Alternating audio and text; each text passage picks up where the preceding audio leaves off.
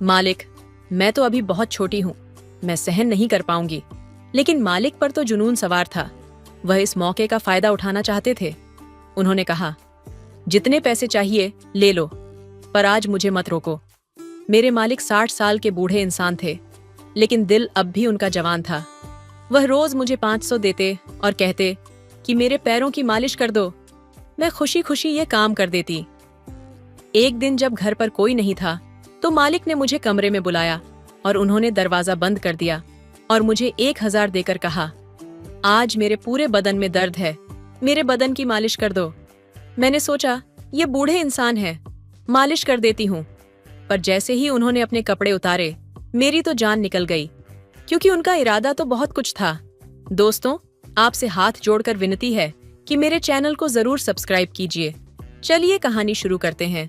मेरा नाम सुमन है और मैं एक गरीब घर की लड़की हूँ। मैं जिंदगी में कुछ करना चाहती थी ताकि हमारे घर की आर्थिक स्थिति सुधर सके। मेरे 2 भाई हैं, वह मुझसे बड़े हैं। मेरे मम्मी पापा मजदूरी करके किसी तरीके से हमारा पेट पालते थे और मेरे भाई भी बहुत ही कम उम्र से काम करने लगे थे। मुझे स्कूल जाने का बहुत शौक था, पर 5वीं तक पढ़ाई करने के बाद मैं पढ़ाई छोड़ चुकी थी, क्योंकि मेरी माँ ने मेरा स्कूल से नाम कटवा दिया था। मैंने माँ से कहा कि अगर मैं पढ़ लिख जाऊंगी तो हमारे हालात सुधर जाएंगे, पर मेरी माँ ने एक न सुनी और 12 साल की उम्र में ही उन्होंने मुझे एक घर पर काम पर लगा दिया था। अब मैं जवान हो रही थी और मेरे मालिक के घर पर मेरे 60 साल के बूढ़े मालिक गोरेलाल अपने बेटे और बहू और पोते के साथ रहते थे। उनका पोता 15 साल का था। उसका नाम पंकज था। पंकज मुझसे बस 2 साल बड़ा था। कभी कभी मैं उसके साथ बात करती तो पंकज की माँ गुस्सा हो जाती और कहती कि यह तो काम वाली है पंकज, तुम इससे दूर रहा करो। पर फिर भी जब भी मौका मिलता, पंकज मुझसे बात करता था। उसने मुझसे पूछा था कि तुम इतनी कम उम्र में पढ़ाई छोड़कर हमारे घर पर काम करने क्यों आती हो। मैंने कहा, हम बहुत ही गरीब हैं और मेरी माँ ने मुझे यहाँ पर काम पर लगा दिया। मेरा काम पंकज के दादा की सेवा करना था। मैं दिन भर घर पर रहती और मालिक की सेवा करती। मालिक 60 साल के थे, पर देखने में 40-45 साल के लगते थे। उनका शरीर बहुत हट्टा कट्टा था। 2 साल तक तो सब कुछ ठीक चला, लेकिन अब मैं जवान होने लगी थी। मेरा शरीर निखरने लगा था और मेरे अंदर जवानी उमड़ने लगी थी। पंकज भी अब बड़ा हो चुका था और कभी कभी मौका मिलता तो वह मुझसे बात करता था, पर उसकी माँ को बिल्कुल पसंद नहीं था कि हम दोनों आपस में बातें करें। अगर वह देख लेती तो मुझे बहुत डराती थी। एक दिन मुझे मेरे मालिक ने अपने कमरे में बुलाया और कहा, बेटा, मेरे पैरों में आज बहुत दर्द हो रहा है। उन्होंने मुझे 1000 रुपए दिए और कहा कि मेरे पैरों की अच्छे से मालिश कर दो। मैं काफ़ी खुश हो गई थी, क्योंकि ये पैसे हमारे लिए बहुत मायने रखते थे। दिन भर मालिक के घर रहने के बाद भी मेरी सैलरी सिर्फ 6000 थी। मैं मालिक की सेवा के साथ साथ घर का छोटा मोटा काम भी कर दिया करती थी, पर आज तक मुझे कोई एक्स्ट्रा पैसे नहीं मिले थे। पहली बार मुझे एक्स्ट्रा पैसे मिले, वरना मेरे पैसे तो मेरी माँ ही रख लिया करती थी। मैंने तेल लिया तो गोरेलाल मालिक ने अपनी धोती ऊपर उठा ली। मुझे वह बहुत ही अजीब लगा, पर वह ठहरे बुजुर्ग इंसान। यह सोचकर मैं उनके पैरों की मालिश करने लगी। वह आंखें बंद करके आराम से लेटे हुए थे। करीब 1 घंटे तक मैंने उनकी मालिश की थी। उसके बाद मैं वहां अपने घर पर आ गई। अगले दिन मैं काम पर गई तो शाम के बाद फिर से गोरेलाल मालिक ने मुझे अपने पास बुला लिया और कहा कि बेटा, कल की तरह आज भी मेरे पैरों की मालिश कर दो, और फिर से मुझे 500 दिए। और अब ऐसा रोज रोज होने लगा था। रोज मुझे एक्स्ट्रा पैसे देते और मुझे यह काम करवाते। लेकिन एक दिन कुछ ऐसा हुआ कि मेरे पैरों से जमीन निकल गई। मैं डर के मारे थर थर कांपने लगी और मेरी जान निकल गई। मैंने जो देखा था, मुझे अपनी आंखों पर यकीन नहीं आ रहा था। उस वक्त मैं सिर्फ 14 साल की थी, तो मुझे समझ नहीं आ रहा था कि मैं क्या करूं। उस दिन मालिक ने मुझसे कहा था कि मेरे घुटनों और पैरों की अच्छे से मालिश कर दो, पर जब उन्होंने धोती उठाई तो मेरी आंखें फटी रह गई। जब मालिक की घुटनों की मालिश कर रही थी तो मेरी नज़र एक ऐसी चीज पर पड़ गई कि उसे देखकर ही मेरे होश उड़ गए थे। मैं अंदर ही अंदर काफी घबरा गई थी। आखिर उन्होंने ऐसी हरकत क्यों की थी? वह मुझसे चाहते क्या हैं? अब मेरे दिमाग में शक पैदा होने लगा था। कोई भी इंसान सिर्फ पैरों की मालिश के लिए इतने पैसे क्यों देगा? जरूर उनका कोई गलत मकसद है। गोरेलाल मालिक मेरी तरफ देखने लगे। शायद वह मेरा रिएक्शन नोट कर रहे थे। उस वक्त मैं बहुत ज्यादा घबराई हुई थी। मन कर रहा था कि वहां से अभी के अभी भाग जाऊं, पर मजबूरी में उस दिन मैंने उनके घुटनों और पैरों की मालिश की। लेकिन उन्होंने अपनी धोती जिस तरह से उठाई थी, मुझे बहुत ही गंदा लग रहा था और वह अजीबोगरीब आवाज करते रहे। इसी तरीके से 1 घंटा काटने के बाद मैं पसीना पसीना हो गई थी और दौड़ते हुए अपने घर चली गई। मैंने अपनी माँ से कहा कि माँ, मैं अब यह काम नहीं करना चाहती। मैं रोने लगी थी। मेरी माँ ने कहा, इस घर में रहना है तो सबको काम करना पड़ेगा। ऐसा नहीं था कि हम बहुत गरीब थे, क्योंकि हम 5 लोग थे और पांचों के पांचों काम करते थे और हमारे घर पर टीवी, फ्रिज सब कुछ था। हमें नीचे जमीन पर नहीं सोना पड़ता था, क्योंकि हम पांचों की कमाई को जोड़कर हमारा घर अच्छे से चल रहा था। फिर भी मेरी माँ और पापा के लालच खत्म ही नहीं होते थे। मैं उन्हें बता नहीं पाई कि आज मेरे साथ क्या हुआ, और अब मैं इस बात से डरने लगी थी कि कहीं मेरे साथ कुछ गलत ना हो जाए। अगले 2 दिन तक काम के बहाने घर से निकलती तो थी, पर मैं काम पर नहीं गई और मैं इधर उधर काम ढूंढने लगी थी। मुझे जो भी काम मिल जाएगा मैं कर लूंगी, पर मैं गोरेलाल मालिक के पास कभी नहीं जाऊंगी। लेकिन अचानक ही रास्ते में मुझे पंकज मिल गया और वह मुझसे पूछने लगा कि तुम 2 दिनों से काम पर क्यों नहीं आई। मैं पिछले 2 साल से पंकज को जानती थी और उसे अपना अच्छा दोस्त मानती हूँ। मैंने कहा, पंकज, मैं अब वह काम नहीं कर सकती। मैं दूसरे काम की तलाश कर रही हूँ, पर मेरी माँ को इस बारे में नहीं मालूम है, वरना वह मुझे। मेरी बात सुनकर पंकज चौंक उठा था और कहने लगा कि आखिर बात क्या है, मुझे खुलकर तो बताओ कि तुम वह काम क्यों नहीं करना चाहती। मैंने कहा, तुम्हारे दादाजी। इतना कहकर मैं चुप हो गई थी। मैं इससे ज्यादा उसे कुछ नहीं बता सकती, क्योंकि मुझे खुद पर भी शर्म आ रही थी। उसने कहा, मेरे दादाजी बूढ़े हो चुके हैं, उनका दिमाग ठीक नहीं है, पर वह दिल के बहुत ही अच्छे इंसान हैं और बहुत ही नेक दिल हैं। हर वक्त गरीबों की मदद करने की सोचते हैं। वह तो हर महीने तुम्हारे नाम पर 1000 रुपए जोड़ रहे हैं। अब तुम्हारे 2 साल के 24,000 अब तक जोड़ चुके हैं। जब तुम्हारी शादी होगी तो इन पैसों से वह तुम्हारी मदद करेंगे। अगर उनसे कोई गलती हो गई हो तो तुम उन पर ध्यान मत दिया करो और तुम कल से काम पर आ जाना। मैं घर वालों को कह दूंगा कि तुम्हारी तबीयत ठीक नहीं थी, इसलिए तुम नहीं आई। अब मैं सोच में पड़ गई थी। हो सकता है कि मैं ज्यादा ही सोच रही हूँ। शायद गोरेलाल मालिक कच्छा पहनना भूल गए होंगे। बेचारे 60 साल के हैं, भले ही जवान दिखते हैं। शायद उन्हें ध्यान ही नहीं रहा होगा और मुझे अपनी पोती जैसा ही समझते होंगे।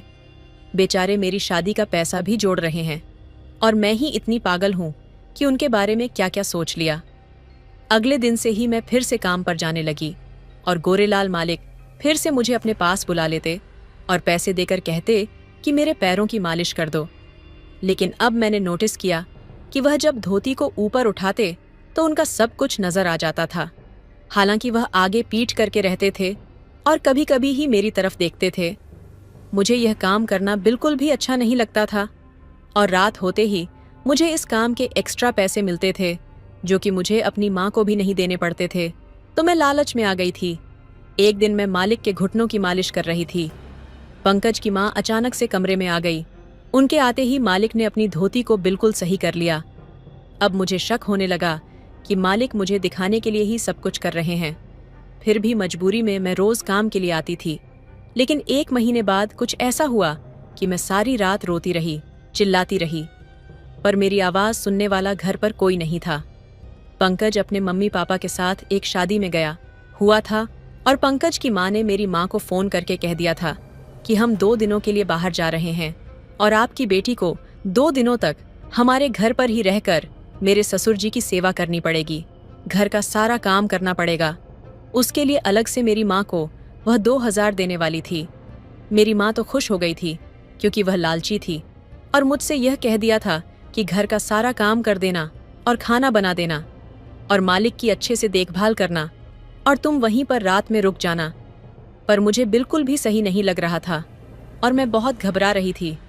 मैंने पंकज को बुलाकर भी कह दिया था कि मुझे बहुत घबराहट हो रही है। पंकज ने कहा, मेरे दादाजी बहुत ही नेक दिल इंसान हैं। मैंने तुमसे कहा है ना, तुम्हें डरने की कोई ज़रूरत नहीं है। वह तुम्हें अपनी पोती की नज़र से देखते हैं मैं पंकज से कह नहीं पाई थी कि वह मेरे साथ रोज क्या करते हैं। उनकी गंदी हरकतों से मैं बहुत ज्यादा परेशान हो चुकी थी। अब 2 दिन मुझे उनके साथ बिताने थे। पंकज और उसका परिवार शादी में चला गया। उनके जाते ही मैं रसोई में जाकर खाना बनाने लगी। खाना बनाते ही मालिक ने मुझे अपने पास बुला लिया। उन्होंने कहा, बेटा, आज मेरी तबीयत बहुत ज्यादा खराब है। आज तो तुम मेरे पूरे शरीर की मालिश कर दो। उन्होंने 2,000 निकाले और मेरे हाथों में थमा दिए। कहा कि आज पूरी रात मेरी अच्छे से मालिश करो। चलो पहले खाना खा लेते हैं, फिर तुम मालिश शुरू कर देना। मैं दिन भर के काम से आज बहुत ज्यादा थक चुकी थी और मुझे रात भर जाग कर उनकी सेवा करनी थी, क्योंकि मैं भी इंसान ही हूं। मुझे भी तो नींद की जरूरत है। लेकिन 5,000 के नोटों को देखकर मेरे मन में लालच आ गया। मैंने उनसे पैसे ले लिए और पंकज ने मुझे बार बार कहा था कि उसके दादाजी एक नेक दिल इंसान हैं। लेकिन फिर भी न जाने क्यों मुझे अंदर ही अंदर बहुत ज्यादा घबराहट हो रही थी। मेरा दिल बहुत ही अजीब तरीके से धड़क रहा था, क्योंकि आज रात घर पर हम दोनों ही थे। खाना खाने के बाद डर डर कर मैं उनके कमरे में अंदर गई। मेरा गला बिल्कुल सूख रहा था। मेरी सांस बहुत तेज चलने लगी थी। मेरे अंदर आते ही मालिक ने कमरे की लाइट बंद कर दी और डिम लाइट जला दी, और उसके बाद उन्होंने मुझे मालिश वाला तेल पकड़ा दिया और फिर कुछ ऐसा किया कि मेरे होश उड़ गए। उन्होंने अपने सारे कपड़े उतार दिए। उन्हें देखकर तो मेरी हालत बहुत ज्यादा खराब हो गई और मैं बिल्कुल कांपने लगी थी। मैं उनकी मालिश करने लगी। वो मालिश के मजे ले रहे थे। पहले तो उल्टा लेटे हुए थे, फिर थोड़ी देर बाद वह सीधे लेट गए। उन्हें देखकर तो मेरी चीख निकल गई। मुझे इस तरह डरता हुआ देखकर वह मुस्कुराने लगे थे। मैं मालिश कर रही थी, क्योंकि उन्होंने कहा था कि मेरे पूरे शरीर की मालिश कर दो। मेरा दम बिल्कुल घुटने लगा था, लेकिन गोरे लाल ने मुझे हाथ नहीं लगाया। उसने मेरे साथ कुछ भी गलत हरकत नहीं की। करीब 2 घंटे मालिश के बाद उन्होंने कहा, अब तुम जाकर सो जाओ। मैं उनके कमरे से बाहर आई, लेकिन मुझे अजीब सा कुछ होने लगा था। मेरे अंदर एक अजीब सी हलचल पैदा हो गई थी। मैं दरवाजे के बाहर खड़ी थी और मेरी सांसें बहुत तेज चल रही थीं। मैं अब जवान हो चुकी थी। मेरा मन करने लगा कि मैं उनके कमरे में फिर से चली जाऊं। मैं अपने कमरे तक न जा सकी और उनके कमरे में वापस आ गई थी। गोरेलाल मुझे देखकर मुस्कुराने लगे और कहा, आओ मेरे पास। और उसके बाद उस कमरे में जो कुछ भी हुआ, मैं पूरी रात चीखती रही और आखिरकार गोरेलाल मालिक ने मुझे अपने जाल में फंसा ही लिया। शायद वह चाहते थे कि मैं खुद बखुदा उनके जाल में फंस जाऊं। वह तो बस दाना डाल रहे थे और 2 दिनों तक बस यही होता रहा। उसके बाद उन्होंने कहा, जाओ अपने घर जाकर 2-3 दिन तक आराम कर लेना। पंकज और उसका परिवार वापस आ गया था, पर मेरी हालत बहुत खराब हो चुकी थी। मुझसे तो ठीक से चला भी नहीं जा रहा था और घर जाकर मुझे बुखार आ गया था। ये मुझसे क्या भूल हो गई थी। जब मेरी माँ ने मेरी हालत देखी तो उन्हें शक हो गया और वह मुझसे पूछने लगी कि यह सब क्या है। मैं रोने लगी थी और उन्हें सब कुछ बता दिया। वह अपना सीना पीटने लगी और बार बार यही कहने लगी कि यह क्या कर दिया मैंने अपनी बेटी के साथ। लेकिन उसके बाद मेरी माँ ने जो किया मैं कभी नहीं भूल सकती। वो सीधे मालिक के पास चली गई और कहने लगी कि वह सारी दुनिया को बता देंगी कि उन्होंने मेरी बेटी के साथ क्या किया है। अब मालिक बहुत ज्यादा डर गए थे, क्योंकि मैं नाबालिग थी। फिर उन्होंने वादा किया कि वह मेरी शादी पंकज के साथ करवा देंगे। मालिक ने मुझे स्कूल में एडमिशन करवा दिया था। अब मैं फिर से स्कूल जाने लगी और अपनी पढ़ाई शुरू कर दी। और जब मैं 18 साल की हो गई तो उन्होंने मेरी शादी पंकज से करवा दी। अब मेरी जिंदगी काफी सुधर गई थी। जिस घर में मैं कभी नौकरानी थी, वहां की मैं मालकिन बन गई थी। मेरी शादी के 1 साल के अंदर पंकज के दादा की मौत हो गई। मुझे पता चला कि उसके दादाजी को कैंसर था और वह ज्यादा दिन के मेहमान नहीं थे। शायद इसी वजह से उन्होंने मेरे साथ रिश्ता बनाया था। मौत से पहले एक बार फिर से जीना चाहते थे। उन्होंने मेरे नाम पर ढेरों सारी संपत्ति कर दी थी। मैंने पंकज को कभी नहीं बताया था कि मेरे और उनके दादाजी के बीच क्या हुआ था, क्योंकि पंकज अपने दादाजी को एक अच्छा इंसान समझता था और मैं यह सब कुछ बताकर उसे दुखी नहीं करना चाहती थी। पर मेरी जिंदगी के वह दिन मैं कभी नहीं भूल सकती, और जब भी मुझे वह दिन याद आता है तो मुझे बहुत शर्मिंदगी महसूस होती है। तो दोस्तों, इस कहानी का मकसद यही है कि लालच बुरी बला है। हमें कभी भी लालच नहीं करना चाहिए। कभी कभी लालच हमारी पूरी जिंदगी के लिए तावा छोड़ जाता है। तो दोस्तों, यह थी आज की कहानी। आपको कैसी लगी हमें कमेंट में ज़रूर बताएं। वीडियो अच्छी लगे तो लाइक करें, शेयर करें, सब्सक्राइब करें। धन्यवाद। मेरी चाची 10 दिनों के लिए हमारे घर पर आई थी। उस समय मम्मी तीर्थ यात्रा पर गई हुई थी और पापा अपने काम में व्यस्त थे, इसलिए मैं और चाची ही घर पर थे। चाची का सादगी भरा चेहरा और उनकी मुस्कान मेरे मन में बस चुकी थी। वे हर काम इतनी सहजता से करती थीं कि मैं हमेशा उनकी ओर खींचता चला गया। एक रात मैं अपने कमरे में सोया हुआ था, तभी मुझे अचानक महसूस हुआ कि मेरे पास कोई बैठा हुआ है। जब मैंने आंखें खोली तो देखा कि चाची छोटे कपड़े पहनकर मेरे पास बैठी हुई हैं। उनकी आंखों में कुछ खास था, जैसे वे मुझसे कुछ कहना चाह रही थीं। उन्होंने धीरे से मेरा हाथ पकड़ा और कहा, प्रिंस, तुम्हारे चाचा तो बहुत अच्छे हैं, पर तुम में कुछ खास है। तुम में वह ताकत है जो मुझे कहीं और महसूस नहीं हुई। उनकी बातों में एक अलग तरह की नज़ाकत और अपनापन था। मैं असहज था, लेकिन उनकी आंखों में ऐसा कुछ था जो खींचे जा रहा था। चाची ने मेरे हाथ को हल्के से अपनी ओर खींचा और कहा, प्रिंस, तुम बड़े हो गए हो और तुम्हारी इस समझदारी ने मुझे बहुत प्रभावित किया है। उनके शब्दों ने जैसे मेरे दिल की धड़कनें तेज कर दी। मैं प्रिंस हूँ। रोज की तरह उस दिन भी जब मैं जिम से वापस आया तो देखा कि चाचा और चाची घर में थे। उन्हें देखकर मुझे बहुत खुशी हुई। चाचा अक्सर अपने काम के सिलसिले में हमारे शहर आते रहते थे, लेकिन चाची पहली बार हमारे घर आई थी। मुझे देखते ही चाची मेरे पास आई, मुस्कुराई और बोली, प्रिंस, अब तुम कितने बड़े और मजबूत हो गए हो। मैंने उनके चेहरे पर वही पुरानी मासूमियत देखी, लेकिन अब उसमें एक अलग आकर्षण था। रात का खाना खाकर खत्म करने के बाद चाचा जाने लगे, लेकिन चाची रुक गई। मुझे यह अजीब लगा, लेकिन चाची ने मुस्कुराते हुए कहा, मैं कुछ दिन यहीं रुकूंगी। प्लीज़ दोस्तों, आपसे मेरी विनती है कि मेरे चैनल को ज़रूर सब्सक्राइब कीजिएगा। तो चलिए कहानी शुरू करते हैं। जैसे वे मुझसे कुछ और कहना चाह रही थी, मैं और चाची चाचा को विदा करने के बाद घर वापस आए। रात को माँ और चाची कमरे में बातें कर रही थीं, लेकिन मेरा मन कहीं और था। मैंने माँ को बाहर बुलाया और धीरे से पूछा, मम्मी, चाची यहीं क्यों रुक गई? क्या हुआ है? मम्मी ने हंसते हुए कहा, अरे ऐसा कुछ नहीं है, बस तुम्हारे चाची यहाँ कुछ दिन आराम करना चाहती हैं। लेकिन मेरी नज़रों में चाची का चेहरा बार बार घूम रहा था और उनके शब्द मेरे पर गहरे असर कर चुके थे। इस पर मम्मी ने कहा, नहीं प्रिंस, तुम्हारे चाचा का कुछ काम था, इसलिए वह ज़्यादा दिन हमारे घर नहीं रुक सके। चाची की 10 दिनों के लिए यहाँ डॉक्टर के पास ट्रीटमेंट है और अगले 10 दिन वह हमारे घर पर ही रहेंगी। यह तुम्हारे लिए खुशी की बात होगी, क्योंकि अब मैं अपनी सहेलियों के साथ जाने वाली थी। ऐसे में तुम्हारे खाने पीने की समस्या हो सकती थी, लेकिन अब तुम्हें कोई सामान ढूंढने की ज़रूरत नहीं है। तुम्हारी चाची घर के सारे काम कर लेंगी। मम्मी को यह बात ठीक लगी, इसीलिए मैं अपने कमरे में चला गया।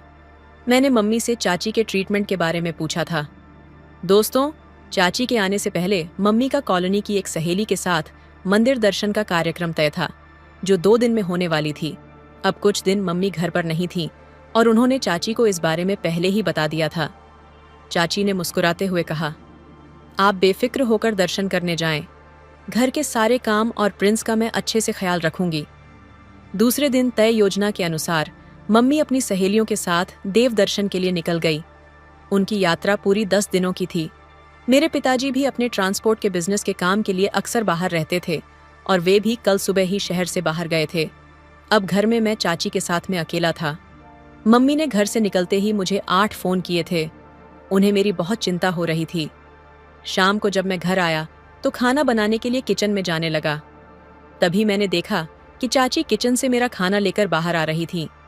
रोज तो मैं खुद ही अपना खाना बनाता था। मम्मी हमेशा कहती थी, तुझे अपने खाने पीने में मुझे बिल्कुल भी शामिल नहीं करना चाहिए। जो भी खाना हो तू खुद ही बना लिया करो। लेकिन आज चाची ने मेरे लिए खास कुछ बनाया था। रोज शाम को मैं 2 उबले हुए अंडे और कुकर में पकी हुई दालें खाता था, लेकिन चाची ने मेरे लिए कुछ नई चीज बनाई थी। उन्होंने मेरे लिए चावल और दाल बनाई थी और उन पर अपने हाथों से बना प्याज, टमाटर और आलू का चोखा दिया था। यह देखकर मेरे दिल में चाची के लिए एक खास भावना जाग गई। उनकी मेहनत और स्नेह ने मेरे दिल को छू लिया। चाची ने मुस्कुराते हुए कहा, देखो, तुम्हारे लिए मैंने यह सब बनाया है। मैं चाहती हूं कि तुम अच्छे से खाओ दोस्तों। उनकी आवाज में एक खास मिठास थी जिसने ने मुझे एक नई खुशी दी। मैंने खुद को चाची की देखभाल में खो दिया और यह सोचने लगा कि शायद अब मुझे खाना बनाते समय खुद को अकेला महसूस नहीं करना पड़ेगा। लेकिन आज चाची ने मेरा खाना पहले ही बना दिया था। उस दिन पहली बार हमें तैयार खाना मिला था। मैंने चाची से पूछा, चाची, आपको मेरे खाने के बारे में कैसे पता? इस पर वह बोली, मैं दोपहर में तुम्हारे कमरे की सफाई करने गई थी। तब मैंने वहां तुम्हारा खाना का पूरा चार्ट देखा था, जिसमें किस दिन क्या खाना है सब कुछ लिखा हुआ था। मैंने हंसते हुए कहा, वाह चाची, आप तो बहुत ही होशियार निकली। ऐसा कहकर मैंने चाची को गले लगा लिया। मुझे तैयार खाना मिलने के कारण मैं बेहद खुश था। मुझे अंदाजा नहीं था कि मेरी अनजाने में दी गई गले लगने की प्रतिक्रिया चाची पर इस तरह का असर करेगी। जब मैंने चाची की तारीफ की तो वह मुस्कुरा उठी। उनके चेहरे पर एक अलग ही नूर था। दोस्तों, अगले 2 दिन भी इसी तरह बीता। हर दिन मेरे व्यायाम के चार्ट को पढ़कर चाची मेरे लिए समय से खाना बनाती थी और मुझे सब कुछ सही समय पर मिल जाता था। 2 दिन बाद मम्मी का फ़ोन आया। मैंने मम्मी से कहा, मम्मी, अब तुम मुझे बार बार फ़ोन मत किया करो।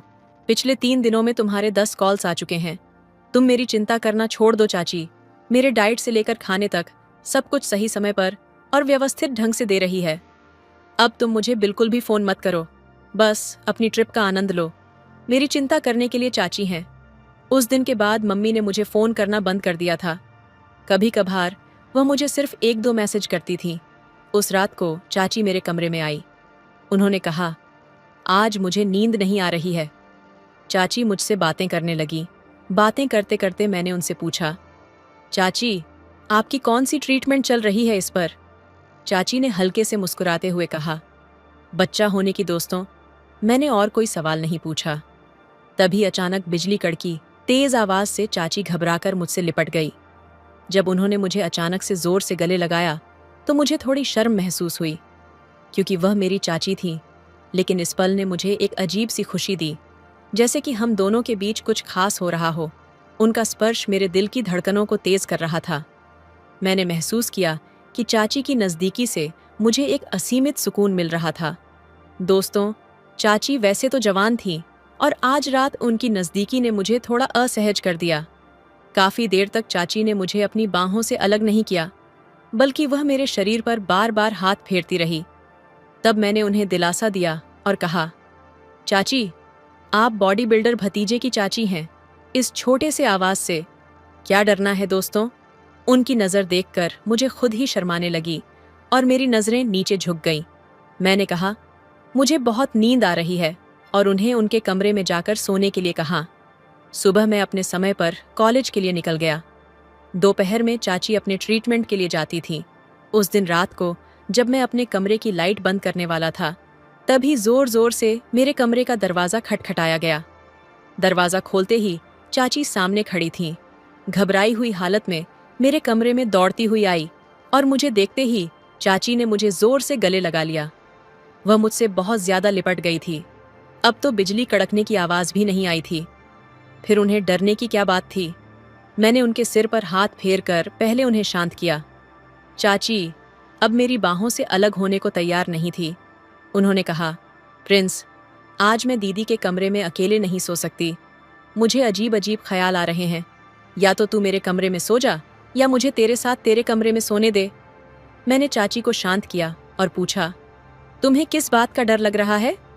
इस पर उन्होंने कहा, जिस डॉक्टर से मैं इलाज करवा रही हूँ वह मेरे साथ क्या करेगा यह मैं नहीं बता सकती। मुझे उसी का डर है और मेरे दिमाग में बार बार अजीब अजीब विचार आ रहे हैं। जैसे कि वह डॉक्टर कहते हुए चाची फिर से मुझसे लिपट गई। चाची का इतना करीब होना मेरे मन में भी अजीब अजीब ख्याल ला रहा था। मैं बार बार उनका हाथ छुड़ाने की कोशिश कर रहा था, लेकिन उनकी नज़दीकी ने मुझे एक अनजानी सी चाह से भर दिया था। इस पल ने मेरे दिल की धड़कनों को और तेज कर दिया, जैसे कि हम दोनों के बीच एक अनकही समझ हो रही थी। दोस्तों, लेकिन चाची बार बार मेरे चेहरे पर हाथ फेर रही थी। मुझे समझ नहीं आ रहा था कि चाची को क्या हो गया था। मैंने कुछ समय पहले ही उनका डरा हुआ चेहरा देखा था, इसलिए मैं उन्हें बार बार खुद से दूर नहीं कर पा रहा था। चाची का स्पर्श अब ना चाहने वाली जगहों पर हो रहा था। मैंने कमरे का लाइट जला दिया। लाइट जलते ही चाची का हाथ मेरे शरीर से हट गया। अगले दिन मैं चाची के साथ उसी अस्पताल गया जहां उनकी ट्रीटमेंट हुई थी। उस अस्पताल का माहौल मुझे सही लगा। जो डॉक्टर चाची का इलाज कर रहा था वह बहुत बूढ़ा था। चाची उसके बारे में मुझे ऐसी बातें क्यों बता रही थी। जैसे ही चाची की ट्रीटमेंट पूरी हुई और वह बाहर आई, उनका चेहरा उतरा हुआ लग रहा था। मैंने उनसे चेहरे के उतरने का कारण पूछा तो उन्होंने कहा, कुछ नहीं, रोज रोज वही इलाज करवाकर मैं तंग आ गई हूं। चाची का उतरा हुआ चेहरा देखकर मैंने कहा, चलो ट्रीटमेंट की बातों को छोड़ो, आज मैं तुम्हें अपने साथ मूवी देखने ले जाता हूं। मैंने सोचा कि अगर वह थोड़ी घूम फिर लेंगी तो शायद उन्हें थोड़ी राहत मिलेगी, क्योंकि गांव में मूवी थिएटर और मॉल जैसी चीजें नहीं थीं और चाचा तो चाची को ज्यादा कहीं घुमाने नहीं ले जाते थे। ये मुझे पता था। जैसे ही उन्होंने सुना कि मैं उन्हें घुमाने ले जा रहा हूं तो चाची का चेहरा खिल उठा। दोस्तों, आधी मूवी देखते ही चाची ने मेरा हाथ पकड़ लिया और कुछ ही समय में वह मेरे कंधे पर सिर रखकर सो गई। उस दिन उन्होंने मॉल में मेरे साथ बहुत मस्ती की। उनके चेहरे पर एक अलग ही खुशी थी। घर आते ही चाची ने कहा, प्रिंस, आज आपने मेरा कुछ खास दिन बना दिया। इस दिन को मैं कभी नहीं भूलूंगी। आगे उन्होंने कहा, आज ऐसा लग रहा था जैसे मैंने भतीजा के साथ नहीं, बल्कि चाची बोलते बोलते रुक गई, लेकिन मुझे समझ में आ गया कि उन्हें भतीजे के आगे क्या कहना था। दोस्तों, मैंने उसकी बात को हंसी में टाल दिया और उस दिन घर छोड़कर जिम के लिए निकल गया। जिम से लौटते ही मैंने खाना खाया और नहाने चला गया। नहाने के बाद जब मैं अपने कमरे में गाने सुनकर दिमाग ताज़ा कर रहा था, तभी अचानक मुझे अपने शरीर पर किसी का हाथ महसूस हुआ। कोई मेरे चेहरे पर हाथ फेर रहा था। जब मैं आंखें खोलकर देखा तो सामने प्रिया चाची खड़ी थीं। प्रिया चाची किसी अलग ही अवस्था में थीं। उसने मेरी मम्मी की टी शर्ट और पैंट पहनी हुई थी। उसकी खूबसूरती उस कपड़ों में और भी निखर रही थी। वह बहुत गोरी थी और उसकी मासूमियत मेरे दिल की धड़कन बढ़ा रही थी। जैसे ही मैंने स्थिति देखी, मैंने उसे खुद से दूर कर दिया और कहा, चाची, आप ये कैसी लग रही हैं? चाची ने मुस्कुराते हुए जवाब दिया, प्रिंस, तुम रोज जिम से इतनी मेहनत करके आते हो, मैं बस तुम्हारी मेहनत देख रही थी। वैसे भी रोज जिम में बहुत सी लड़कियां तुम्हारे शरीर को देखती होंगी। अगर तुम्हारी चाची ने तुम्हारे शरीर पर हाथ फेर दिया तो क्या हो गया? अगर तुम्हें अच्छा नहीं लगा तो सॉरी। ये कहते हुए चाची मेरे ऊपर बैठ गई और मेरी तरफ पीठ करके खड़ी हो गई। मैंने कहा, चाची, तुम्हें अपने भतीजे की मेहनत देखने का पूरा हक है। आप अचानक आ गई, इसलिए मैं थोड़ा घबरा गया था। इसके बाद चाची ने फिर से मेरे चेहरे पर हाथ फेरना शुरू कर दिया। दोस्तों, मैंने 1 साल तक जिम और डाइट का पालन किया था और मेरी बॉडी अच्छी बन गई थी। चाची मेरी तारीफ करते हुए थम ही नहीं रही थी। उन्होंने कहा, तुम्हारे शरीर पर से हाथ हटाने का मन ही नहीं करता। फिर हाथ फेरते फेरते उसने अपना चेहरा भी मेरी छाती पर फिराना शुरू कर दिया। चाची का अचानक मेरे साथ बदलता व्यवहार देखकर मैं सोच में पड़ गया था। मैंने उसे खुद से दूर कर दिया, लेकिन आज रात भी चाची मेरे कमरे में आ गई थी।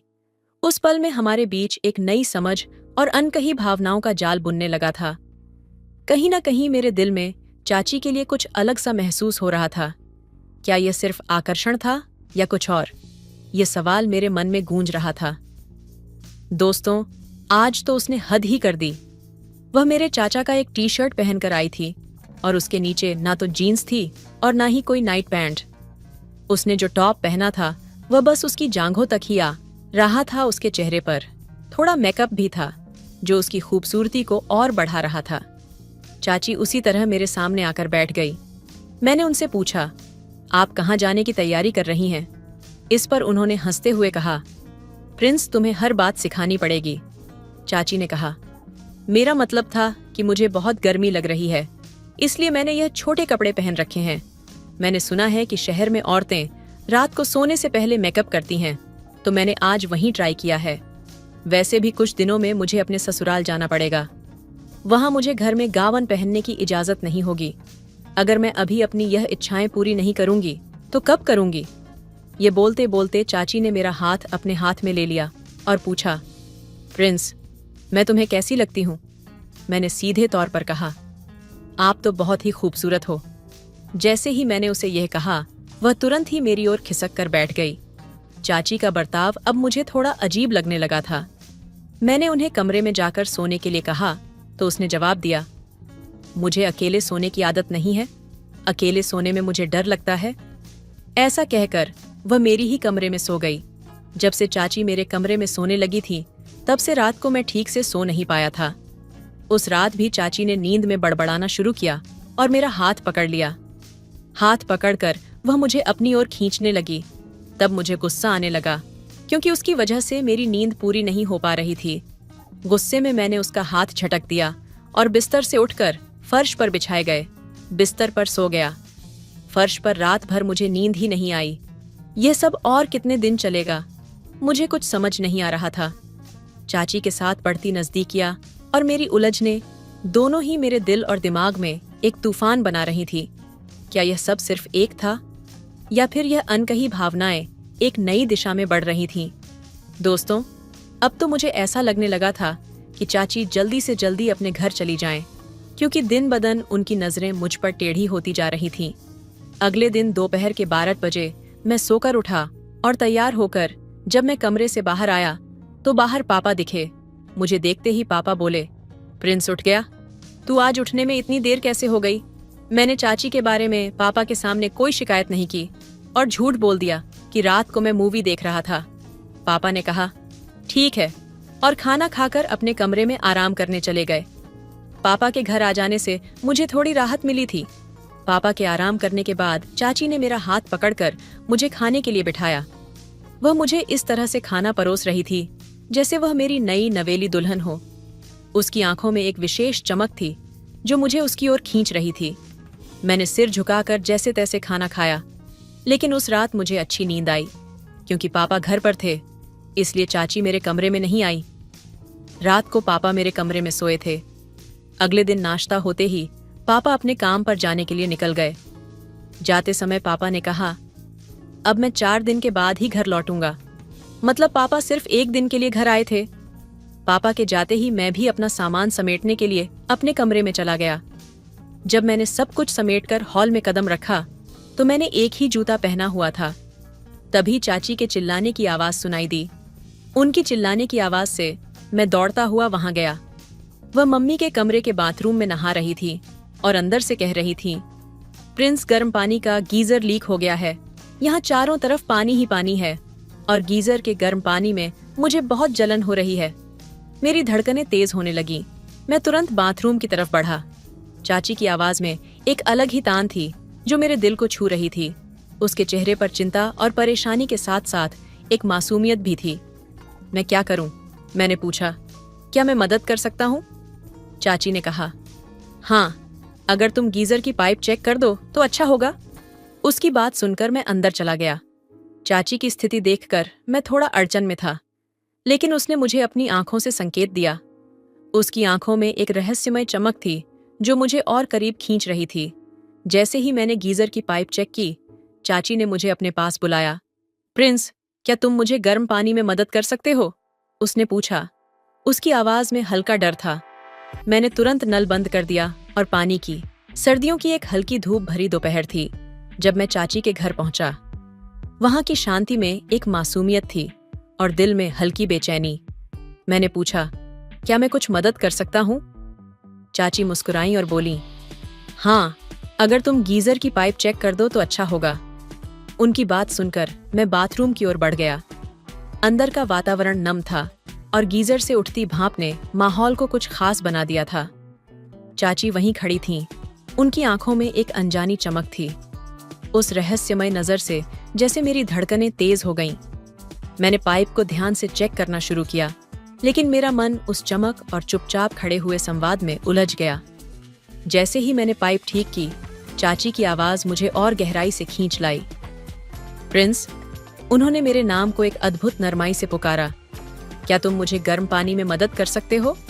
उनकी आवाज में हल्का डर और भरोसा मिला हुआ था, मानो वह मेरे स्पर्श में कुछ उम्मीद खोज रही हो। मैंने तुरंत नल बंद कर दिया और पानी को हाथ में लिया। हमारी आंखें मिलीं और उस पल में जैसे वक्त ठहर गया। हमारे बीच एक मौन संवाद हुआ जिसमें ना कोई शब्द थे और ना कोई शर्तें। सिर्फ एक सच्ची, मासूम और भावनात्मक ऊर्जा थी जो हमें करीब ला रही थी। ये गर्म है, मैंने धीरे से कहा, और उनकी आंखों में एक हल्की मुस्कान उभरी। हम दोनों को पता था कि यह पल बस एक छोटी सी मदद से कहीं ज्यादा था। यह एक ऐसा रिश्ता था जिसमें न सिर्फ मासूमियत थी बल्कि वो अनकही बातें भी जो कभी किसी शब्द में बयां नहीं हो सकती थीं। जैसे ही मैंने पानी उनके हाथों पर डाला, वह थोड़ी सी ठिठक गईं।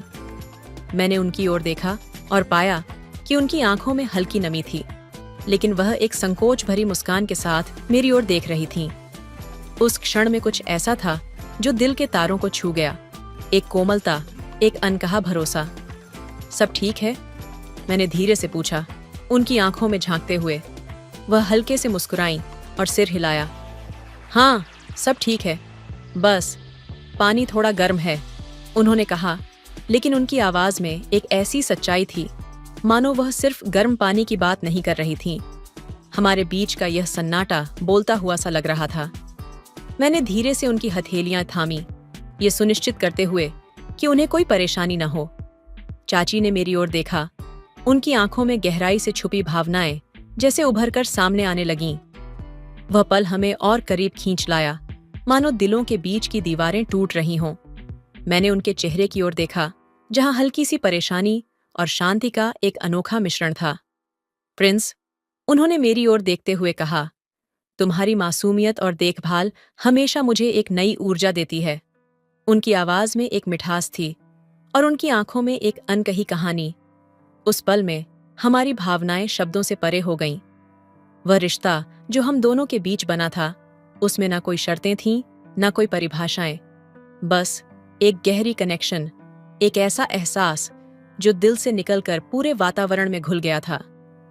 मैंने उनकी ओर एक बार फिर से देखा और महसूस किया कि कुछ रिश्ते ऐसे होते हैं जो शब्दों से नहीं बल्कि आंखों की जुबान से बयां होते हैं। हमारी नजरों ने एक दूसरे से बहुत कुछ कह दिया। शायद ये एक शुरुआत थी जहां हम दोनों ने महसूस किया कि कभी-कभी छोटी छोटी चीजें, जैसे मदद करने का एक सरल प्रयास, दिलों को अनजाने ही एक दूसरे के करीब ला सकती हैं। सहमत हूं, मैं इस कहानी को और भी संवेदनशीलता और गहराई के साथ धीरे धीरे आगे बढ़ाता हूं।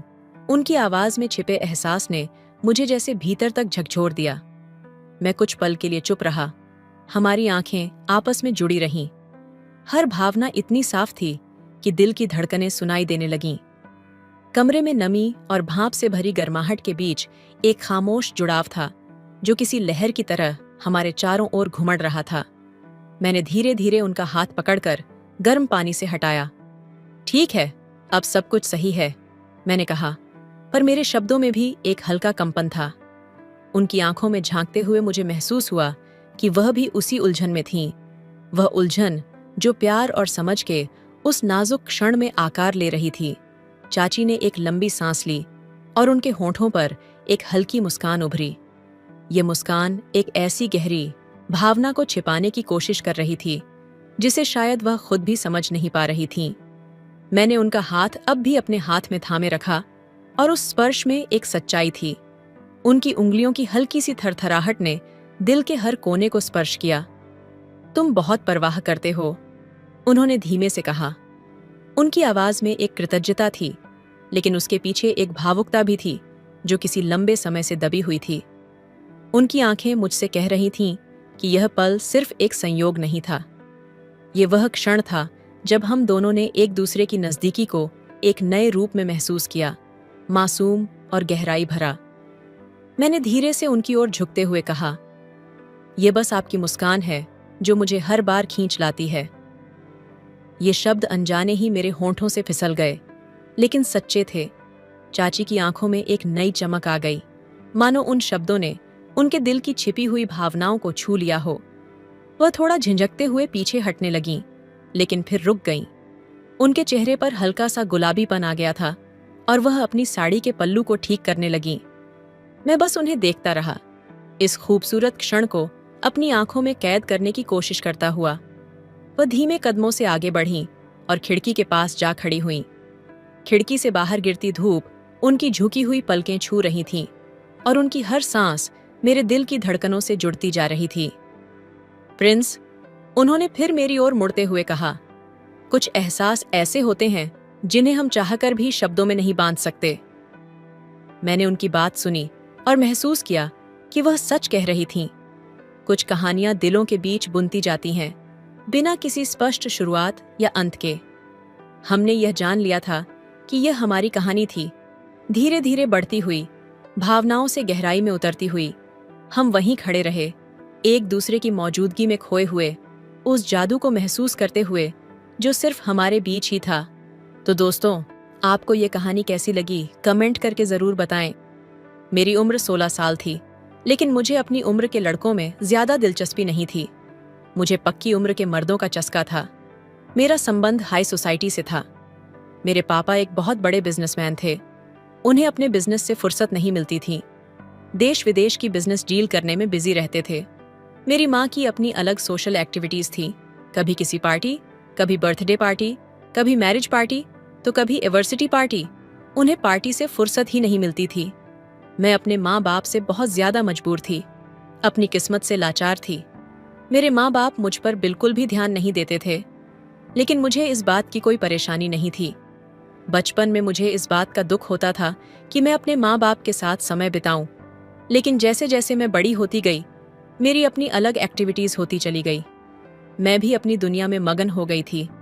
मैं धीरे धीरे एक खुदगर्ज टाइप की लड़की बन गई थी। मुझे सिर्फ अपनी खुशियों से मतलब रह गया था। मैं जो हासिल करना चाहती थी वह किसी भी प्रकार कर लेती थी। मैं बचपन से ही बहुत अलग मिजाज की लड़की थी। मैंने 16 साल की उम्र में ही कई बार सारी हदें पार कर ली थीं। सोसाइटी के आवारा लड़कों से मेरी दोस्ती थी और मैं उन लड़कों से रिश्ता बना चुकी थी। कभी कभी तो मैं 40-42 साल के मर्द के साथ भी अपनी मर्जी से रिश्ता बना लेती थी।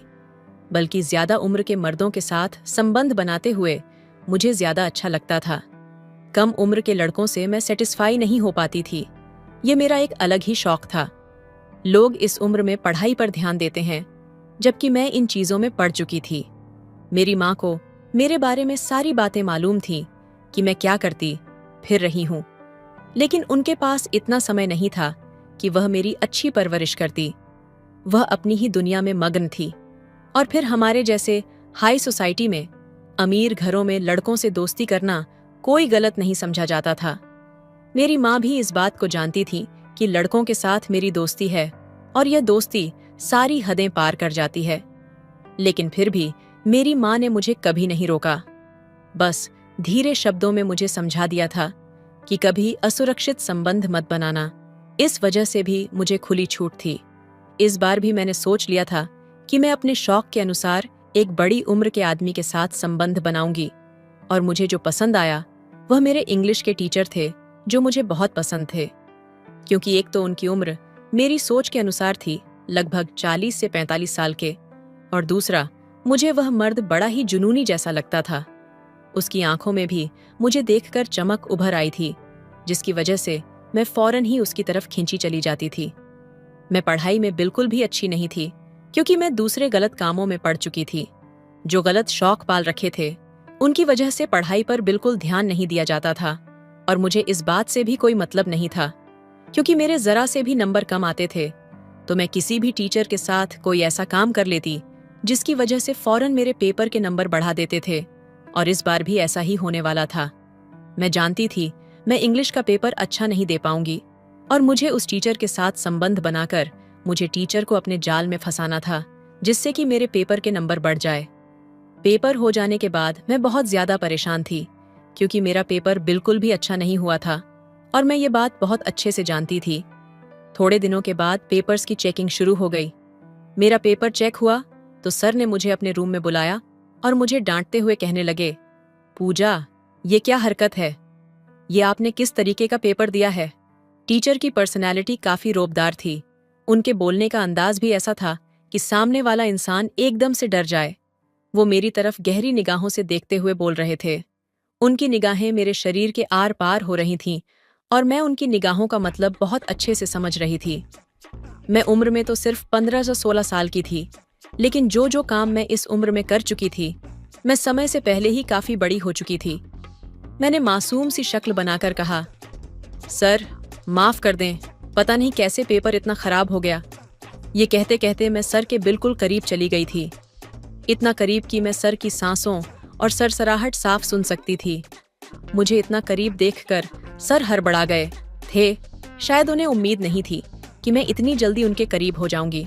कहने लगे, पूजा, ये सब गलत है, तुम गलत राह पर जा रही हो, तुम अभी छोटी हो, अपनी पढ़ाई पर ध्यान दो। लेकिन मैं धीरे धीरे सरक सरक कर और भी करीब हो गई थी। मुझे पता था कि सर सिर्फ यह जो बातें कर रहे हैं वह सिर्फ दिखावटी थीं। हालांकि उनका दिल भी अंदर से मचल रहा था मुझे बाहों में भरने के लिए, और फिर वह खुद पर ज्यादा देर तक कंट्रोल नहीं कर पाए और मुझे अपनी बाहों में भर लिया और बेतहाशा चूमने लगे। वह एकदम जुनूनी से हो गए थे। ऐसा लगता था न जाने कितने वर्षों से औरत ना मिली हो। और फिर वह सब कुछ हो गया जो मैं चाहती थी। हम दोनों एक दूसरे में गुम हो गए थे। और फिर यह सिलसिला रुका नहीं था, बल्कि आए दिन मैं अपने टीचर के साथ यह काम करती रहती थी। अब मैं अपने टीचर के सबसे पसंदीदा बच्चों में गिनी जाती थी। कोई भी काम होता तो सारे स्टूडेंट मेरे पास आकर ही विनती करते थे कि सर के पास जाकर उनका काम करवा दो। लेकिन अचानक ही मेरे इंग्लिश वाले सर की तबीयत बहुत ज्यादा खराब हो गई थी, जिसकी वजह से वह स्कूल नहीं आ सकते थे। मैं बहुत ज्यादा परेशान हो गई थी क्योंकि मैं अपने सर की दीवानी हो गई थी। अब तो अंग्रेजी वाले टीचर के अलावा कोई दूसरा टीचर मुझे भाता ही नहीं था। उनकी वह भरपूर मर्दाना पर्सनैलिटी ने मेरे होश उड़ाकर रख दिए थे। 45 साल की उम्र में भी उनके अंदर ऐसा जुनून था कि मैं उनकी दीवानी बन बैठी थी। और जब उन्होंने स्कूल आना बंद किया तो मैं परेशान हो गई थी। अब मैं उनके एक झलक पाने के लिए तड़प रही थी। सर की मजबूत बाहों के समाने जाने लिए मचलने लगी थी। दिन रात पागलों की तरह मैं घर के इधर उधर घूमती रहती थी। पता नहीं मुझ पर यह कैसा नशा सवार हो गया था। मेरी माँ ने भी मेरी बेचैनी देख ली थी, लेकिन वह कुछ भी नहीं कह रही थी। मुझे हैरत होती थी कि मेरी माँ मुझे इन कामों से क्यों नहीं रोकती।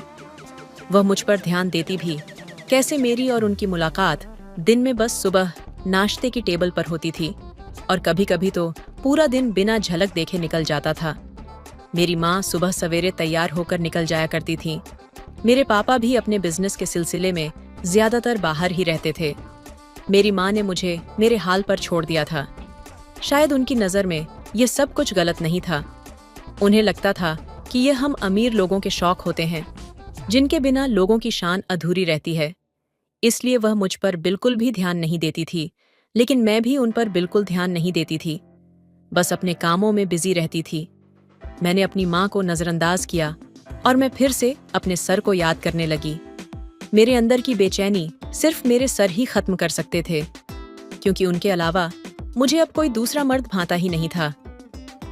एक दिन मेरे माँ बाप काम के सिलसिले में बाहर गए हुए थे और मैं घर में अकेली बैठी हुई बहुत ज्यादा बोर हो रही थी। बार बार बेचैनी हो रही थी। मैं कोशिश कर रही थी कि ऐसा कोई मुझे मिल जाए जो कम से कम मेरे अंदर की इस बेचैनी को खत्म कर दे। मेरे अंदर की हवस मुझे चैन नहीं लेने दे रही थी। अभी भी मैं तड़प रही थी कि तभी मेरे घर का दरवाजा बजने लगा था। मुझे लगा मेरे माँ बाप आ चुके हैं, लेकिन जैसे ही मैंने दरवाजा खोला तो सामने मेरे चाचा जी खड़े थे। वह मेरे सगे चाचा नहीं थे। मेरे पापा के मुंह बोले भाई थे, और मैं उनको चाचा ही कहा करती थी। उम्र यही कोई 40 से 45 के लगभग थी। वह मुझे देखकर धीरे से मुस्कुराए थे। पूछने लगे कि पूजा बेटी भैया घर पर हैं। मैं उनकी मुस्कुराहट का मतलब तो नहीं समझी थी, लेकिन यूं ही बेमन से बोल दिया कि नहीं, पापा घर पर नहीं है। वह मम्मी के साथ किसी काम के सिलसिले में बाहर गए हुए हैं। घर पर मैं अकेली हूँ। ये बात सुनकर मुझे ऐसा महसूस हुआ जैसे उनकी आंखों में एक चमक ही उभर आई हो। वो मुझे एक तरफ करके घर के अंदर आ गए। मैं बहुत हैरान हुई क्योंकि वह ज्यादा हमारे घर नहीं आते थे। जब भी आते तो उस समय पापा घर पर होते थे, तब भी वह बातें करते थे। लेकिन आज उनकी गैर मौजूदगी में आना मुझे चौंका गया था, और मेरे दिमाग में एकदम ही ये बात आई कि क्यों ना मैं अपने अंदर की बेचैनी अपने चाचा से पूरी कर लूं। पहले तो मुझे अपनी इस बात को सोचकर ही शर्म महसूस हुई थी, क्योंकि वह उम्र में काफी बड़े थे और मैं उनसे चाचा भी कहती थी, भले ही वह मेरे सगे चाचा नहीं थे, लेकिन मुंह से तो उन्हें चाचा ही बुलाती थी। और अगर ये बात मेरे घर में मालूम हो जाती तो मेरे माँ बाप ना जाने मेरा क्या हाल करते कि मैं बाहर तो मुंह मार ही रही हूँ। मैंने अब यह काम घर के अंदर भी शुरू कर दिया, लेकिन मैं तो एक अलग ही आग में जल रही थी। मेरे अंदर की तड़फ मुझे बेचैन कर रही थी और मुझे बिल्कुल बर्दाश्त नहीं हो रहा था। मेरे चाचा सामने ही बैठे हुए थे और मुझे काफी गहरी निगाहों से देख रहे थे। मैं उनके सामने खड़ी हो गई और थोड़ी अदाएं दिखाते हुए पूछने लगी, चाचा जी, पानी पियोगे क्या? चाचा जी कहने लगे, हाँ जरूर, मैं पानी पी लूंगा। अगर तुम अपने इन खूबसूरत हाथों से मुझे पानी पिलाओगी तो अब मैं समझ चुकी थी कि यहाँ पर तो दाल पकी पकाई है। मैं फौरन पानी का गिलास लेकर आई। पहले तो मेरा इरादा गिलास टेबल पर रखने का था, लेकिन जिस अंदाज में उन्होंने मुझसे कहा था, मैंने पानी का गिलास उनके होठों से लगा दिया और खुद उनकी गोद में जाकर बैठ गई। यह तो उनके लिए खुली इजाजत थी कि वह मेरे साथ कुछ भी कर सकते हैं, लेकिन मैं नहीं जानती थी कि आज मैं किस कुएं में छलांग लगाने जा रही हूँ। मुझे अंदाजा नहीं था कि मैं क्या कर चुकी हूँ। मेरा दिल काफी तेजी के साथ धड़क रहा था, क्योंकि मुझे पता था जो मैं कर रही हूँ वह बहुत गलत कर रही हूँ। लेकिन मैं अपनी हवस में इस कदर अंधी हो चुकी थी कि मुझे कुछ भी दिखाई नहीं दे रहा था। अगर ये बात मेरे घर में मालूम हो जाती तो मेरे माँ बाप मुझे जिंदा नहीं छोड़ते। और मुझे यह भी मालूम था कि यह मर्द जो मेरे सामने बैठा हुआ है, ये पक्की उम्र का मर्द था, पर मैं कमजोर कच्ची उम्र की लड़की थी। ये मेरा क्या हाल करेगा? मैं शायद यह सोचकर भी सुकून से थी, क्योंकि अब तक मैंने कई ज्यादा उम्र के मर्दों के साथ रिश्ते बनाए थे, तो मैं इस मर्द को भी झेल लूंगी। लेकिन मुझे नहीं पता था ये मर्द मेरा क्या हाल करेगा। मेरा पानी उनके लबों से लगाने की देर थी कि उन्होंने वह गिलास साइड पर रखा और मुझे अपनी बाहों में जकड़ लिया और अचानक ही मुझे चूमने लगे। और उसके बाद जो हुआ, मेरी तो चीख उस पूरे कमरे में निकलने लगी थी। थोड़ी ही देर बाद मैं उजड़ी हुई हालत में बैठी हुई थी। मैं बहुत से मर्दों के साथ वक्त बिता चुकी थी, लेकिन मैं नहीं जानती थी कि मेरे चाचा मेरी ऐसी हालत कर देंगे। अब मेरी हालत बहुत ज्यादा खराब थी। वह मुझे इस खराब हालत में छोड़कर जा चुके थे। मेरी हालत किसी बेजान गुड़िया की तरह थी। मैं एक तरफ को लुढ़क गई थी। आज मुझे अपने आप बहुत गंदा महसूस हो रहा था। मैंने यह काम कई मर्दों के साथ किया था, दुकान वाले चाचा के साथ, स्कूल में टीचर के साथ, पानी देने वाले अंकल के साथ। लेकिन आज जब यह काम अपने चाचा के साथ किया तो मुझे अपने आप बहुत गंदा महसूस हो रहा था, क्योंकि जो हरकत उन्होंने मेरे साथ की थी और जिस तरीके से वह मेरे साथ रिश्ता बना रहे थे, मुझे बहुत तकलीफ हो रही थी। मैं बहुत रोई थी और उनके आगे गिड़गिड़ाकर विनती की थी कि मुझे छोड़ दो। जब उन्होंने मुझे अपनी बाहों में जकड़ा था तो मेरी हड्डियों को तोड़कर रख दिया था। मेरे शरीर का एक एक अंग दर्द कर रहा था। मुझे अपने आप से घिन आ रही थी। मैं बार बार खुद को कोस रही थी कि आखिर मैं क्यों उनकी गोद में जाकर बैठ गई और अपने आप को उस गंदे इंसान के हाथों में सौंप दिया। मैं बहुत रोई थी। मेरा ये दुख ऐसा था जो मैं सिर्फ अकेली मना सकती थी। अपना ये दुख न किसी को बता सकती थी और न ही सुना सकती थी। थोड़ी देर बाद जब मेरी माँ घर आई और मेरी हालत देखी तो काफी परेशान हो गई। मुझसे पूछने लगी कि इस बार किसके साथ मुंह काला किया है और घर के अंदर ये हरकत करते हुए तुझे शर्म नहीं आई। मैंने तुझे आज़ादी दी थी, लेकिन इसका यह मतलब नहीं था कि तू घर के अंदर ही अपना मुंह काला करे। मैंने तुझे तेरे बॉयफ्रेंड बनाने पर भी कोई रोक टोक नहीं की थी, लेकिन तेरे अंदर पता नहीं कौन सी आग भरी है कि वह आग तेरे बॉयफ्रेंड से ठंडी नहीं होती। बताओ, आज घर पर कौन आया था? लेकिन मैं कुछ भी नहीं बोल पाई। पापा घर आते इससे पहले ही मेरी माँ मुझे जबरदस्ती पकड़कर कमरे में ले गई थी, लेकिन मुझसे बिल्कुल भी चला नहीं जा रहा था। मेरी हालत बहुत ज्यादा खराब हो गई थी, क्योंकि मेरे चाचा तो मेरी सोच से भी कहीं ज्यादा तेज निकले थे। उन्होंने 2 घंटे मेरे साथ गुजारे थे और इन 2 घंटों में कई बार मेरा इस्तेमाल किया था। मैं चाहकर भी उनसे खुद को छुड़ा नहीं पाई थी। मेरी माँ ने मुझे बाथरूम में ले जाकर बंद कर दिया और खुद ही मुझे नहलाया था। मेरे अंदर तो इतनी ताकत भी नहीं थी कि मैं खुद ही नहा लेती। मेरी हालत इतनी खराब थी कि मैं अपने हाथ भी नहीं उठा पा रही थी। मुझे आज अपने किए पर अफसोस हो रहा था। मैं बार बार खुद को कोस रही थी कि मुझे ऐसा नहीं करना चाहिए था। अगर मैं ऐसा न करती तो आज मेरी हालत ऐसी न होती। मेरी माँ बार बार मुझसे पूछ रही थी कि बताती क्यों नहीं, घर में कौन आया था, कि इसके साथ तूने अपना मुंह काला किया है, लेकिन मेरे पास बताने के लिए कुछ भी नहीं था, इसलिए मैं खामोशी से उनकी बातें सुनती रही और अपने मुंह से एक शब्द भी नहीं निकाला, क्योंकि मैं जानती थी अगर मैं यह बात उनके सामने रख देती हूँ कि मैंने आज किसके साथ वक्त बिताया है, तो वह अपना सर दीवार पर दे मारती, मेरी ही जान ले लेती।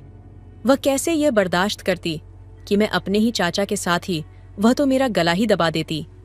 इसी वजह से मैं खामोश थी, क्योंकि मुझे अपनी जिंदगी बहुत प्यारी थी। लेकिन कुछ भी कहो, आज मुझे बहुत अफसोस हो रहा था। अगले दिन भी मेरी तबीयत ज्यादा खराब थी, पूरा शरीर दर्द कर रहा था। कुछ दिन तक ऐसा ही रहा, लेकिन मैं जल्द ही ठीक हो गई थी और फिर से मेरी वही आवारा गर्द शुरू हो गई थी। जहां मुझे अपना शिकार नजर आता, मैं उसके साथ अपना काम निकाल लेती। मैं इस काम में इतनी परफेक्ट खिलाड़ी हो चुकी थी कि मुझे सामने वाले की आंखों से नजर आ जाता था कि वह मेरे साथ क्या करना चाहता है, वह मेरे बारे में कैसे ख्याल रखता है, और उस हिसाब से मैं उस इंसान को फंसाने में आसानी महसूस करती थी। बहुत से लोग मेरी तरफ जल्दी ही ध्यान दे देते थे, लेकिन बहुत से लोग ऐसे भी होते थे जिनको फंसाने में मुझे बहुत मुश्किल पेश आती थी। मर्द तो मर्द ही होता है, थोड़ी मुश्किल पेश आती थी, लेकिन वह भी मेरे जाल में फंस ही जाता था। मेरा शिकार ज्यादातर 30 साल के ऊपर के मर्द रहते थे। 30 से 45 साल के मर्द मुझे बहुत ज्यादा पसंद आते थे, मुझे बहुत सुकून देते थे, क्योंकि बड़ी उम्र के मर्द पहले ही हवस के पुजारी होते थे, और मुझ जैसी कमसीन हसीन लड़की जब उन लोगों को मिल जाए तो वो लोग दीवाने हो जाते हैं और मुझे किसी भी सूरत पर नहीं छोड़ते थे। वक्त तेजी के साथ गुजर रहा था और मैं हर रोज यह काम करती आ रही थी। एक दिन मेरे माँ बाप काम के सिलसिले में बाहर गए हुए थे कि अचानक एक कालीन बेचने वाला आदमी हमारे दरवाजे पर आया। वो दरवाजा खटखटा कर पूछने लगा कि बहन जी, कालीन लेना है क्या? मैं आज भी बहुत बेचैन थी, किसी शिकार की तलाश में थी। मुझे तो उस काम की लत लग चुकी थी, जिसकी वजह से मैं किसी भी तौर पर अपनी इस बेचैनी को किसी न किसी के जरिए पूरी कर लेती थी। लेकिन आज मुझे अपनी ख्वाहिश पूरी होती नजर नहीं आ रही थी। मैं घर में भी अकेली थी। जब मैंने उस कालीन वाले को देखी तो मुझे अपना आप बहकता हुआ महसूस हुआ। वह देखने में काफी खूबसूरत आदमी था, सफेद सुर्ख रंगत, लंबा चौड़ा सा मर्द। मुझे एकदम ही उसको देखकर ख्याल आया, क्यों ना मैं इसके साथ ही आज का काम निकाल लूं। मैंने अपने प्लान के अनुसार उस आदमी को अपनी अदाओं की जाल में फंसा लिया। वो शायद मुझसे इस तरह की उम्मीद नहीं करता था। मेरी इस तरह की हरकत पर वह चौंक गया था, लेकिन धीरे धीरे वह भी बहकता चला गया। मैंने उस कालीन वाले को बहाने से घर के अंदर बुला लिया था और फिर कमरे का दरवाजा भी बंद कर दिया। मेरी इस हरकत पर उसके हाथों से कालीन छूट गए थे। अब वह मेरे करीब हो गया था, क्योंकि मेरी तरफ से पूरी इजाजत थी कि वह कुछ भी कर सकता है। कुछ ही मिनट में उस कालीन वाले ने मुझे संतुष्ट कर दिया था। उसके जाने के बाद आज मुझे फिर से एक बार अफसोस हो रहा था, लेकिन मेरे अंदर की बुरी लड़की मुझे यह गलत काम करवा रही थी। मेरे अंदर बुराई बैठ चुकी थी और इस बुराई के बिना मेरी जिंदगी नहीं गुजरती थी। मेरी आंखें बुझ रही थीं। थोड़ी देर बाद वह आदमी चला गया था, लेकिन उसके जाने के बाद मैं खुद को फौरन ही संभाल ली थी, क्योंकि अगर आज मेरी माँ आ जाती और मेरे खराब हालत देख लेती तो न जाने मेरा क्या हाल करती। लेकिन उस दिन के बाद से मेरी तबीयत बहुत ज्यादा खराब रहने लगी थी। मेरी माँ भी मुझे जांच हुई नजरों से देख रही थी। बार बार मुझसे पूछती, तुम्हें क्या हुआ है? दिन बदन इतनी कमजोर क्यों हो रही हो? मैं भी अपनी हालत से परेशान थी। दिन बदन कमजोर होती जा रही थी। अब तो मेरे मुंह के अंदर छाले भी पड़ रहे थे और मेरे शरीर पर भी निशान आने शुरू हो गए थे। मेरी हालत को देखकर मेरी माँ बहुत ज्यादा परेशान हो गई थी। मेरे माँ बाप भी मेरी हालत को देखकर बहुत ज्यादा दुखी थे कि आखिर उनकी बेटी को क्या बीमारी हो गई है जिसकी वजह से वह इतनी कमजोर होती जा रही है। पहले तो मेरी माँ मुझे पास के ही एक क्लिनिक पर लेकर गई। डॉक्टर ने मुझे दवाइयाँ दे दी और कहने लगे शायद एलर्जी वगैरह हो गई है। कुछ दिनों तक मैं वह दवाइयाँ खाती रही, लेकिन कोई भी फायदा नहीं हुआ था। धीरे धीरे भूख खत्म होती जा रही थी और शरीर दिन बदन कमजोर होता जा रहा था। शरीर पर छाले भी बनने लगे थे। जब उस डॉक्टर की दवाई से कोई फायदा नहीं हुआ तो मेरी माँ मुझे एक बड़े अस्पताल लेकर गई, लेकिन उन्होंने भी कोई खास बीमारी का नहीं बताया। यही बोल दिया शायद मुंह की गर्मी की वजह से छाले हो गए हैं और शरीर पर एलर्जी हो गई है। लेकिन मैं कुछ भी खा पी नहीं रही थी, क्योंकि मुझे अपने गले के अंदर तक छाले महसूस हो रहे थे। उधर मेरे माँ बाप मेरी हालत को देखकर बहुत परेशान थे। मैं हर आए दिन जो लोगों के साथ संबंध बनाती थी, अब मेरा दिल इन कामों से भर चुका था। अब मेरा दिल ही नहीं करता था। ये सब काम करने के लिए बस मैं अपने कमज़ोर शरीर के साथ बेबस मजबूर थी। अपने बिस्तर पर पड़ी रहती थी। मेरे माँ बाप मुझे हर रोज़ किसी न किसी डॉक्टर के पास लेकर जाते, तो कभी किसी बाबा के पास लेकर जाते कि शायद मेरी तबीयत में सुधार आ जाए। लेकिन ऐसा कुछ भी नहीं हो रहा था कि जिससे मेरी तबीयत ठीक हो जाती। और एक दिन तो मेरी हालत कुछ ज़्यादा ही ख़राब हो गई। मुझे उल्टियाँ आनी शुरू हो गईं। मैंने कुछ नहीं खाया था, उसके बावजूद भी मुझे उल्टियाँ हो रही थीं। मेरा पूरा गला ऐसा लग रहा था जैसे किसी ने ब्लेड से काट दिया हो। मेरे चेहरे पर जगह जगह निशान आ चुके थे। मेरी माँ मेरी हालत से बहुत परेशान हो रही थी। वह फौरन मुझे अस्पताल लेकर भागी थी। अस्पताल में मौजूद एक डॉक्टर ने जब मेरी हालत देखी तो वह भी डर गई थी और उसने फौरन ही टेस्ट लिखकर दे दिए। और जब मेरे टेस्ट हुए और रिपोर्ट सामने आई तो हम लोगों के होश उड़ गए थे। मुझे तो अपने कानों पर भी विश्वास नहीं हो रहा था कि वह डॉक्टर क्या बोल रही है।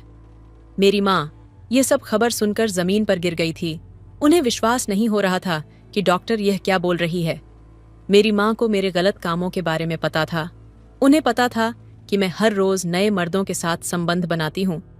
लेकिन माँ ने मुझे कभी नहीं रोकने की कोशिश की, बल्कि दबे शब्दों में मुझे समझा दिया था कि फौरन से नहा लेना, खुद को साफ सुथरा रखना, सेफ रखना। लेकिन उस दिन जब वह कालीन बेचने वाला मेरे करीब आया था तो मैं बस ऐसे ही खुद को साफ कर ली थी। और यही मेरी सबसे बड़ी गलती हुई थी, जो बात डॉक्टर ने मुझे बताई थी। मैं अपना सर पकड़कर बैठ गई थी कि मैं एक ऐसी बीमारी में घिर चुकी थी जो लोगों के साथ संबंध बनाने से हो जाती है, अय्याशियां करने की वजह से होती है। यानी कि मुझे एड्स हो चुका था। और यह बीमारी कोई आसान बीमारी नहीं होती। लोग ऐसे लोगों से नफरत करते हैं, उनकी तरफ देखना भी पसंद नहीं करते। वो डॉक्टर काफी नफरत और हीन भाव से मुझे देख रही थी। वह समझ चुकी थी मेरे कारनामे क्या थे। जबकि मैं जब से यह बात सुनी तो मुझे अपने पैरों पर खड़ा होना मुश्किल हो रहा था। मैं इस बीमारी के बारे में बहुत अच्छे से जानती थी। मुझे थोड़ा बहुत इस बीमारी के बारे में मालूम था जब मैं एक सीरियल देख रही थी। उसके बाद मुझे इसके बारे में पूरी जानकारी हो गई थी कि यह बीमारी किन लोगों को होती है और इस बीमारी के बाद इंसान को किन चीज़ों का सामना करना पड़ता है और उस इंसान की जल्दी से जल्दी मौत हो जाती है। उसकी मौत बहुत ही दर्दनाक होती है। तड़प तड़प कर उसकी मौत आती है। मेरा दिल खून के आंसू रो रहा था। मुझे विश्वास नहीं आ रहा था कि मैं क्या गलती कर बैठी हूँ।